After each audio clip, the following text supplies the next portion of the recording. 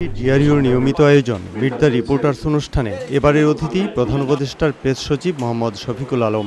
Senior সচিব পদমর্যাদার এই পদে যাওয়ার আগে তিনি কর্মজীবনে সাংবাদিক ছিলেন, তাই সাংবাদিকদের সুযোগ সুবিধা ও সমস্যা বিষয়ে কিছু প্রশ্নের জবাব দেন প্রেস সচিব।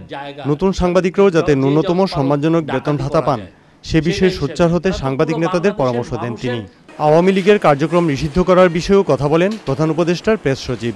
আওয়ামী লীগের কার্যক্রম নিষিদ্ধ হয়েছে বিকজ তারা যেই ধরনের হিউম্যান রাইটস অ্যাবিউজ করেছে, তারা জনগণের ভোটাধিকার কেড়ে নিয়েছে, দেশের সমস্ত দেশকে তারা নিয়েছে হচ্ছে একটা ডাকাতির একটা জায়গা হিসাবে, যে যত পারো ডাকাতি করা যায় সেটা হিসাবে নিয়ে তারা তো পুরো বাংলাদেশের মানুষের সমস্ত অধিকার তারা খর্ব করেছিল।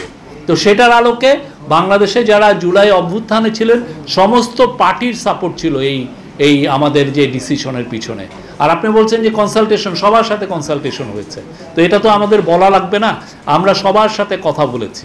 এনসিপির বিষয় না, এটা সমস্ত পার্টি যারা জুলাই গণঅভ্যুত্থানের ছিল সবার এখানে সাপোর্ট আছে, এবং আমি মনে পুরো বাংলাদেশের মানুষের সাপোর্ট আছে যে এই ডিসিশন ইন্টারিম গভর্নমেন্ট নিয়েছে।